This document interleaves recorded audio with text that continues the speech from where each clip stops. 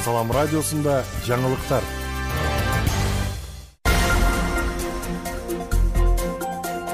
Саламатсыз бардактуу угарман жана көрүүчү, эфирде жаңылыктар түрмөгү, аны менен мен Нурпейила Шуркызы тааныштырам.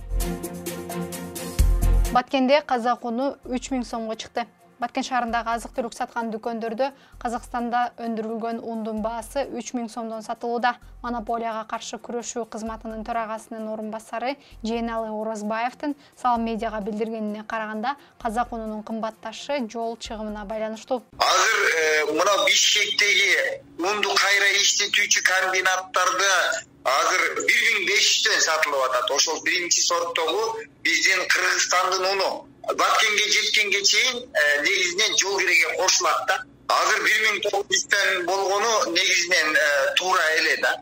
Ал эми Казакстандын уну боло турган болсо, азыр ал боюнча иш жүрүп атат, ал аябай кымбаттап кетти. Ал азыр Бишкектин өзүндө эле, мисалы үчүн, биринчи сорттогу 3200ге чейин чыгып, ал эми жогорку сорттогу 3700ге чейин чыккан. Азыр бүгүн аркага кайтып атат, себеби ярмаркалардын баары уюштурулгандан кийин. Учурда Баткен шаарында Кыргызстанда чыккан ундун баасы сапатына жараша 1400 сомдон 1900 сомго чейин бааланууда. Кызылкаяда айыл чарба азыктарынын жарманкеси өттү.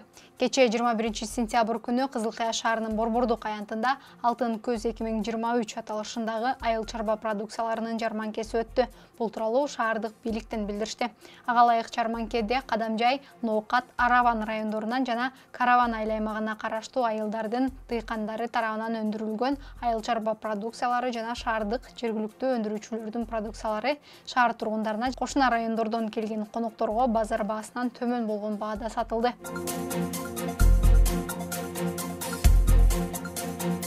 Кыргызстанда алма фестивали өтөт. 24 сентябрда Компанион банкы өлкөдө алма фестивалын өткөрөт. Бул тууралуу аталган банктан кабарлашты. Фестиваль Жалал Абад облусунун Нокен районуна караштуу Маса айылында өткөрүлөт. Бул фестиваль багбанчылыкты өнүктүрүү жана кардарлар менен агро өндүрүмдөрдү сатуучулар ортосундагы рыноктук алакаларды чыңдоо максатын көздөйт. Иш-чарага өлкөнүн бардык аймактарынан багбандары чогулат жана алар өздөрүнүн жетишкендиктерин көрсөтө алат, тажрыйба бөлүшөт, потенциалдуу сатып алуучулар менен келишимдерди түзөт.